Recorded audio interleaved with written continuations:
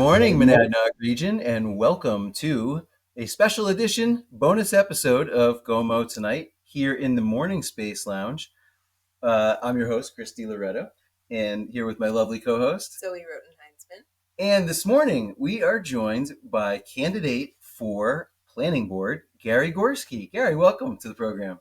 Thank you very much. I appreciate you guys doing the morning. This is good kids at pre-K time. So, no one. Yeah, absolutely.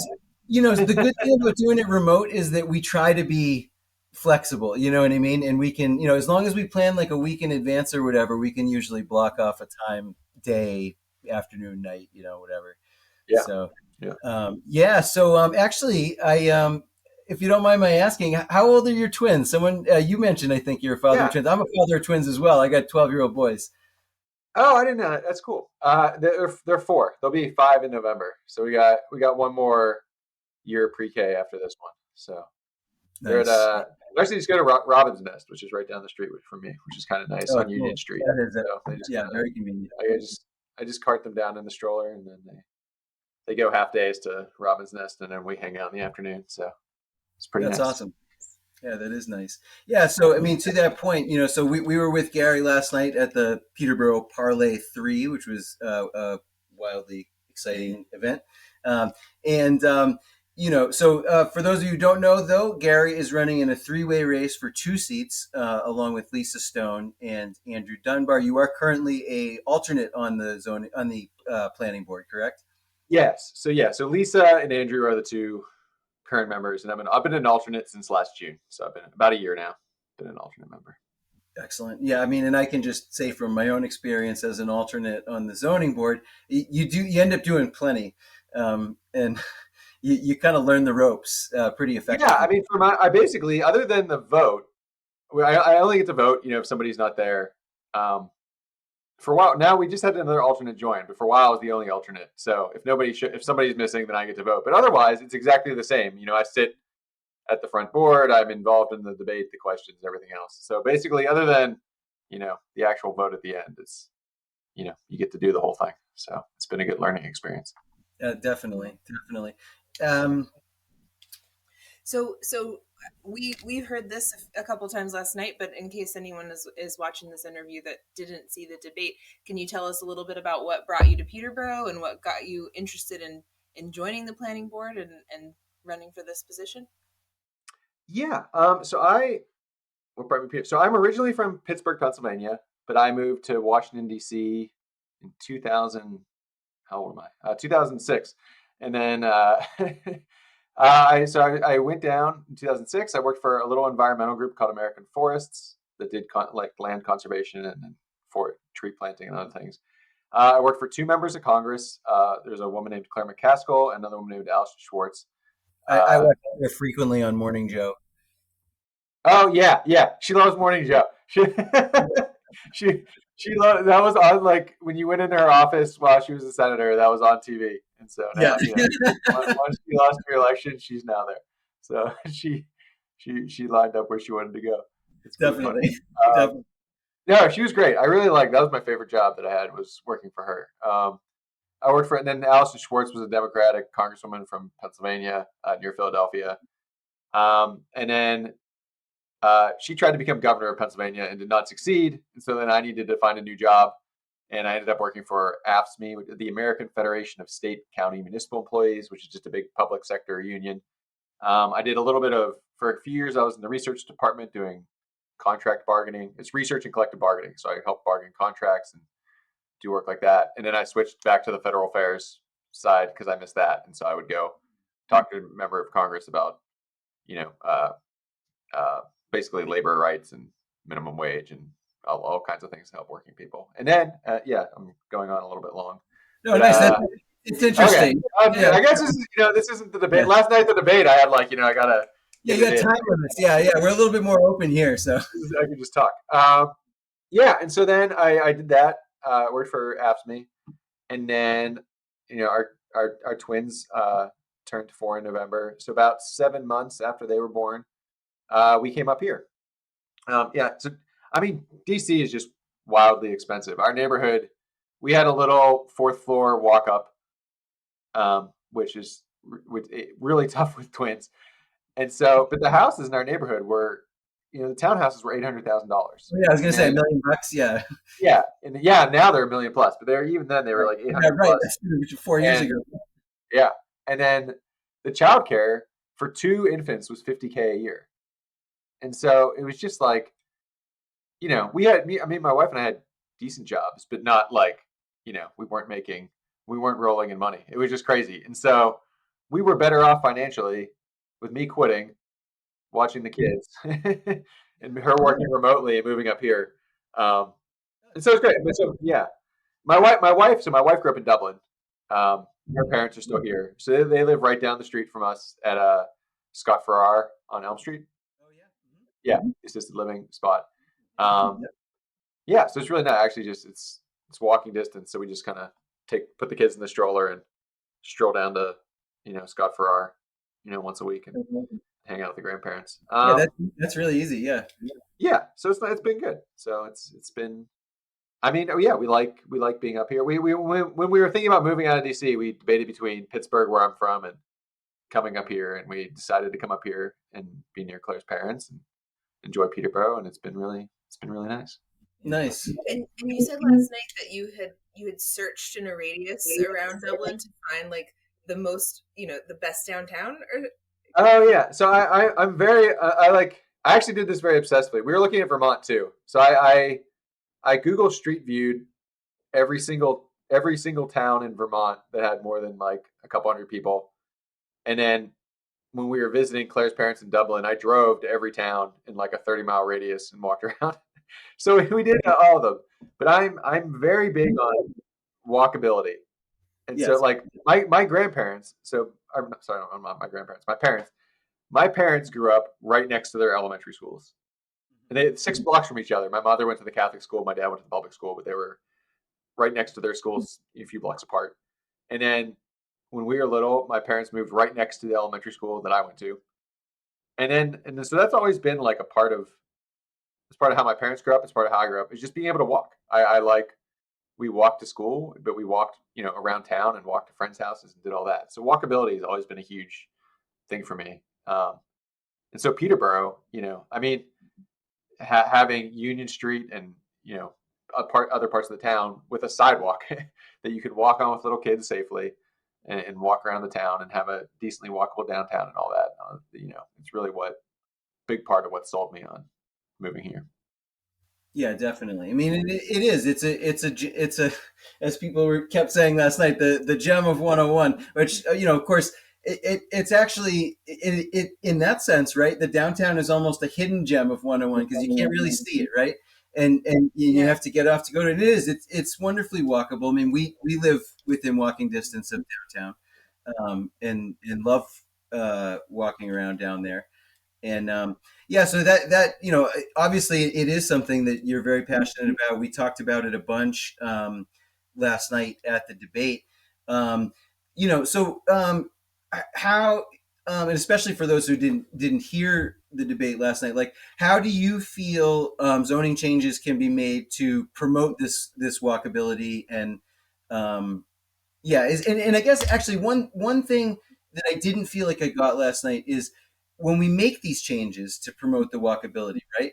Is it possible to extend them like throughout the entire town, or are we just trying to sort of expand that nucleus of We Yeah, no, exactly. I wish we talked about it. We really need to expand it. I like in the United States, we've spent, and then we're finally reversing it in a lot of places. Depends on what state you're in and what town you're in. But we spent, 60 plus years from post World War II up until the early 2000s destroying our cities and towns. We took walkable places and we smashed through them with highways, walkable cities and smashed through them with highways. We zoned, we deleted these. I mean, look at all the places that are walkable that everybody loves. It's all the oldest stuff. It's so all your downtowns they're almost all pre 1950 because anything that comes after that was sprawling single family development. If it's residential, it's sprawling single family with no sidewalks, and if it's commercial, it's a box next to the road with a big parking lot around it. And the idea is everybody drives from point A. It doesn't matter where you are or where you live, you drive from point A to point B. And that's what we did. And we did that in Peterborough. I mean, there isn't like the plaza that has, I call it a strip mall, but apparently up here I'm supposed to call it a plaza. But I call it you know, too. It's okay. I'm with yeah, you. but like where we have Job Lot and where we have, the Dollar General, whatever, like that's, I mean, I'm sorry, those buildings suck. Like it's garbage development. It's garbage development, and Right. that section of town takes up the same amount of space, like those couple things, as our downtown. And there's no reason other than we lost our minds and decided to look at what was beautiful and then ruin it. Is like you could have built the same thing. We could have expanded the town, and you could have that could look exactly like the downtown. You It could could be have on both sides of the. It could be on both sides of 101. yeah, like that whole thing. What just close your eyes, and imagine that garbage isn't there, and replace it with a bunch of small little, maybe put a designated parking area and then small, walkable spaces. You can put a narrow street that's pedestrians only, and then work vehicles with shops on either side and housing above it, and you could just build a beautiful walkable little community over there. I mean, you take out those couple buildings, you could put you could have 500 homes over there. Maybe not that many. Maybe I guess maybe not 500, but like easily a couple hundred A lot of homes. space. It's a lot of There's a space. lot of space over there. Yeah. You could have a couple hundred homes. You could have and keep all the shops and have, just do parking differently and frankly not as much. I mean, it's a big sea of concrete. Half of that, like, has anyone ever seen the parking lot section of the parking lot next to Ocean State fill up? No, Yeah. it's just a big empty, useless sea of pavement. People Yeah, are usually just driving around in that. I regularly complain about how that's like my least favorite parking lot I've ever been to. Yeah. And the river is right there, which Yeah. is like it's kind of like a wasted, like beautiful spot. It is, yeah, it's Yeah. right along the river, yeah. Yeah, and it could be, and the thing is, it looks like it could, like if you look at our zoning at first glance, you think maybe because it's now the village commercial when it calls for mixed use, and in a lot of ways, it has a lot of stuff where you think, okay, if someone takes this out, we could actually have a really nice development. But right now we can't because the parking minimums are still there. And so as long as you still have these crazy high parking minimums, and the economics in Peterborough don't work to build like a buried underground parking garage. Like Right. Yeah, if you're you can't do it. It's so expensive. If you're in like Boston or DC and the economics are the space is so valuable, it makes sense. Yep. Here it doesn't work. And so with our parking minimums, if you put a building with commercial on the bottom and 2 or 3 stories of or 2 stories, I guess, under our zoning of home housing on top, you need a parking lot 2 or 3 times as big as the building to meet the parking minimums. So you're right back where you are with a little building and a giant sea of parking. And it's crazy. Like we don't make people. If I want to go buy a 1-bedroom, I can do that, and no one like demands I live in a 2-bedroom just in case I meet somebody someday. You know what I mean? Like that would be insane. But we have like a huge number of people in New Hampshire are just 1-person households. A lot of them are 2, and they have 1 car. Like, I mean, I live in New Nuisance. We have 29 houses or whatever. But anyways, half my neighbors, the households have 1 car. And so like, why do we need 2 spaces for every car?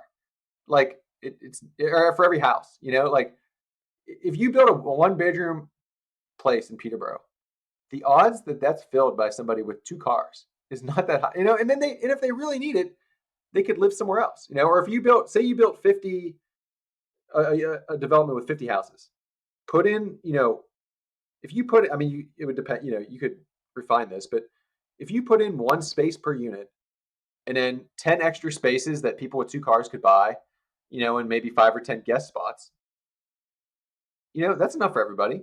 And now you've done it with 70 or 75 instead of 100. You just and then you've taken out a big chunk of that sea of parking that you didn't need. And there's really just no. I don't know. We're in a lot of ways our zoning, it makes it really hard to build anything.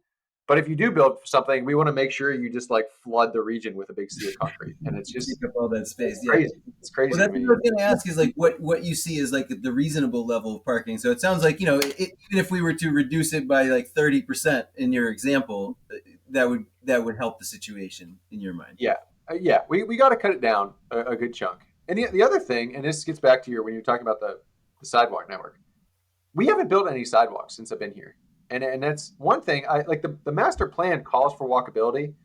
I would like to see, and I'm sure there's other ways I can gauge on this in town, and I need to figure out what that is.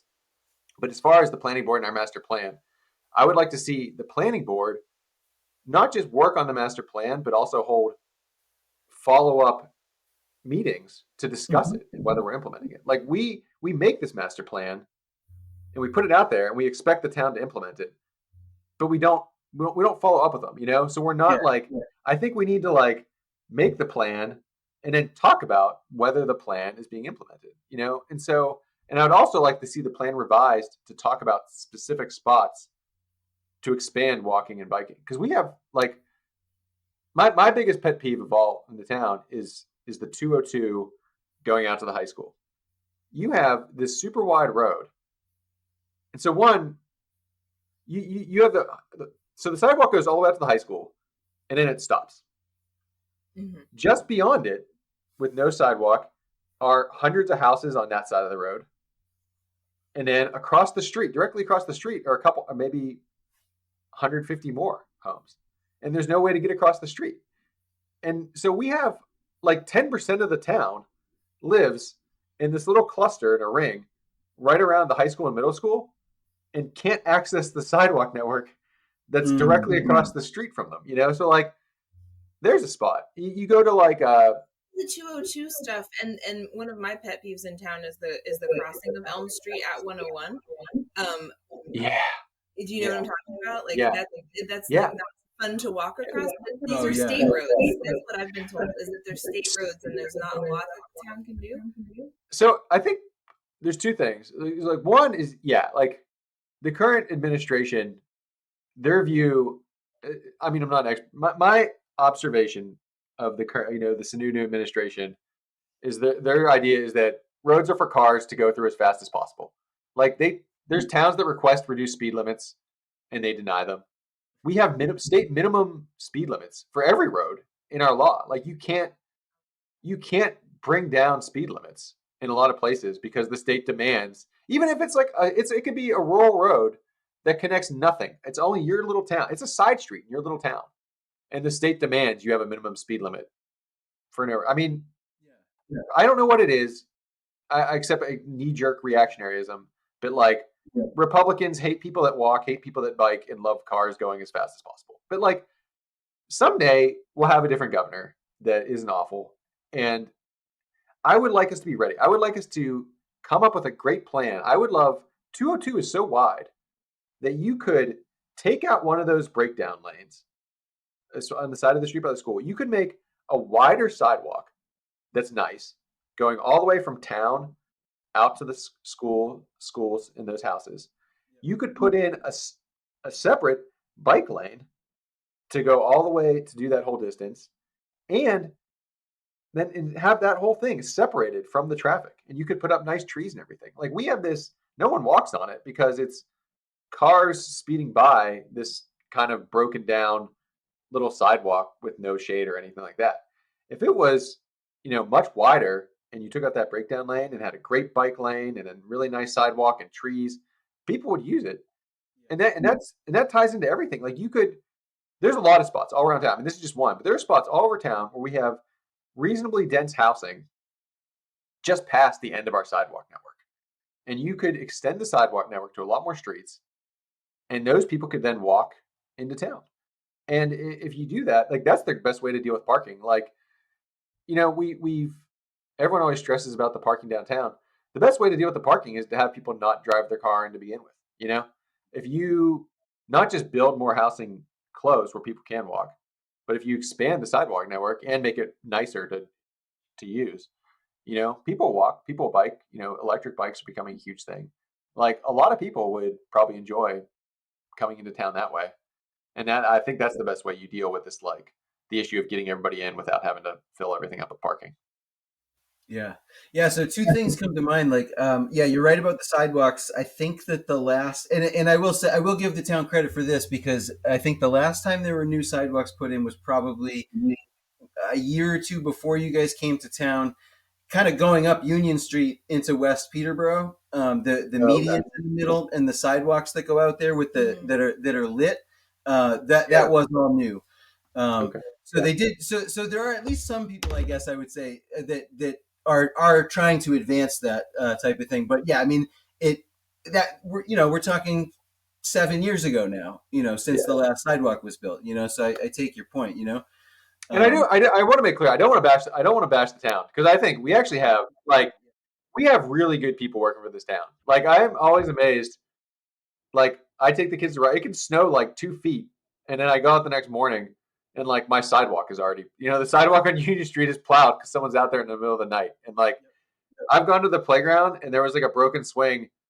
I called the rec department, and like 30 minutes later, a guy was there like replacing the swing. Like we have people that we have a greatly. That it's a big deal to have people that are competent running your town, and we have people that care about the town and are working hard to make it good. Um, I just think it's a matter of like I think sometimes it's just we've as a society this has happened in almost every town in every city where walkability is not like somebody's full-time job. It is a bunch of people's jobs to maintain our roads and plan road. Like they're just people, and that's what's happening all the time. So we have a whole structure, at every level designed to make sure that roads are continuously maintained and repaved and salted and sanded and plowed and all this stuff. But the same doesn't exist for sidewalks. And so I think it's just a matter of like, let's dedicate resources there. Like I think it should basically be somebody's job in this town. I would like to see a standalone committee in town that's solely dedicated to biking, walking, and street safety. We have dangerous roads. I mean, part of this is state roads. Like the state seems really determined to get somebody killed at the intersection of like uh 101 and Old Street Road. There's an accident there, every year. They're trying really hard and they put up a light, but they won't lower the speed limit and they're just waiting for somebody else to get killed. I mean, I know this the state's a detriment, but there is stuff we can do.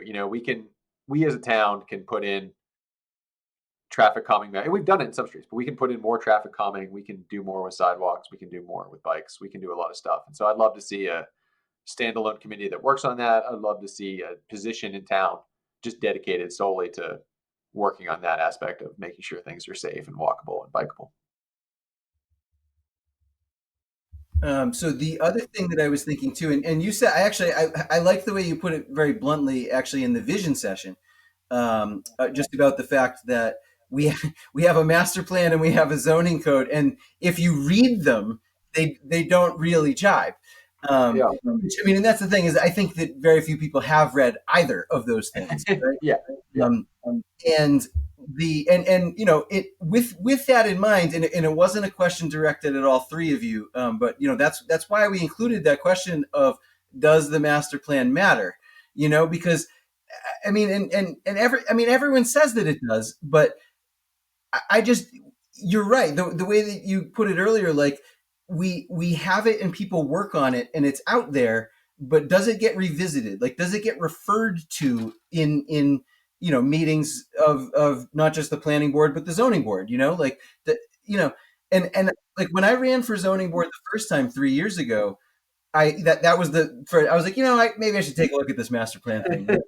And fascinating document. It's a super interesting document. There's a lot of really, really just important and intriguing information in there, regardless of what the plan itself is. I mean, it just contains so much. It's a wealth of knowledge about where we are right now and where we could be going.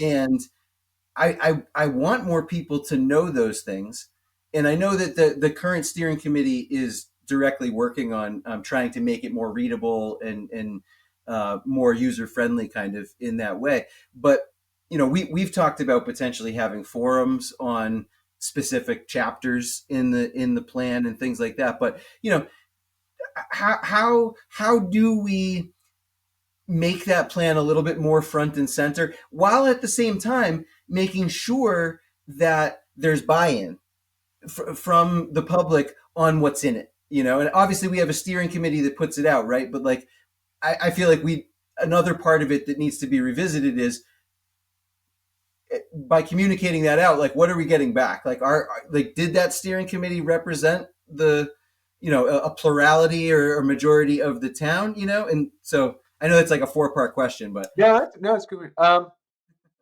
come on. So so I think so on the outreach. I think I remember getting like things in the mail from the town, to take the survey and stuff like that. Seeing a big board in like the town hall when I walked down there. So I think they tried to do a decent amount. I think there's only so much you can do yeah, to get the buy-in. absolutely. As far as like what it's good for, I think it's like it's like a launch pad to get to use. It's a tool to get what you want. It doesn't give you anything on its own. If you don't use it, it can be worthless. Like, because we have like you could go back to 1970, like our zoning code. You go back to 1970 when everyone was like determined to tear apart cities and cars were the future. And everything should be car based, and that's what our zoning code is. It's wild to me that people think so. We have the master plan. We have. I think it gives you a great way to go forward and say you have buy-in, because we did all these surveys. We talked to a lot of people. We developed language that reflected that. Like you can look at the master plan and then check the appendix to see the surveys and what it's based on. So like, I think that tells you that when you do propose the zoning changes that do a lot what I talked about last night, which is basically trying to make small scale I guess I didn't say that yet on the show, but small scale multifamily closer to town, and then more protection for the rural areas. Because right now our zoning code is the opposite. You can't build anything in a lot of the stuff closest to town. It's just single family zoning. And then in the rural areas, it's really easy to build a subdivision. And so we have a master plan that wants to reverse that, or that talks about reversing that. We know we have buy-in because of the surveys.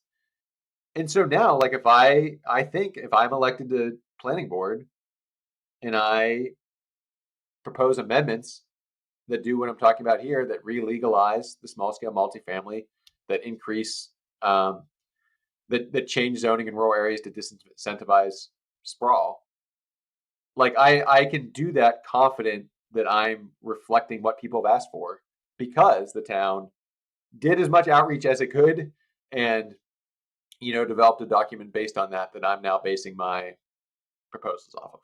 So so that's my view, is like what it's good for. But it can't just be a document that sits there and does nothing. And but so it's only as good as you make it, I guess. It's only as useful as you as you do anything with it with. And there's certainly nothing that makes us do it, because we've been sitting here for a while with decades with zoning that's complete garbage, and it's stuck 50 years in the past. Absolutely. All right, so we're pretty much running up on time. So last question, very important. Will we ever catch you saying the word yins? Yins. It was the funniest thing. I occasionally use yins, not very often though. But I don't know what like. I've been places where people can say I have like a Pittsburgh accent, but like if I'm in Pittsburgh, and I don't even know what it is, but like my mom's side of the family, like my cousins like rock it really hard, and like I don't as much, which doesn't make any sense to me. Like why my mother and my dad, who grew up in the city, are not nearly as strong on like the Yinzer accent as my that's kind of funny. Uncles are. I don't know how it happened, but but Awesome. I'll try to next time. I'm glad we beat out Pittsburgh in the Thank you. Yeah, I'm glad to be here. It's nice to have you in town, and thanks for joining us. And we appreciate you running. And so we're recording this on Thursday morning. We should have this episode out tonight, Thursday night, and your candidate profile will come out this afternoon. So by the time people see this, we'll have that linked in the show notes. As everyone hopefully knows by now, town meeting in Peterborough, voting session is Tuesday. And of course, the in-person open session will be Wednesday night. So hey, thanks again. Really appreciate it. And maybe we'll run into you on Tuesday. Yeah, sounds good. Thank you very much. All right, See you guys later.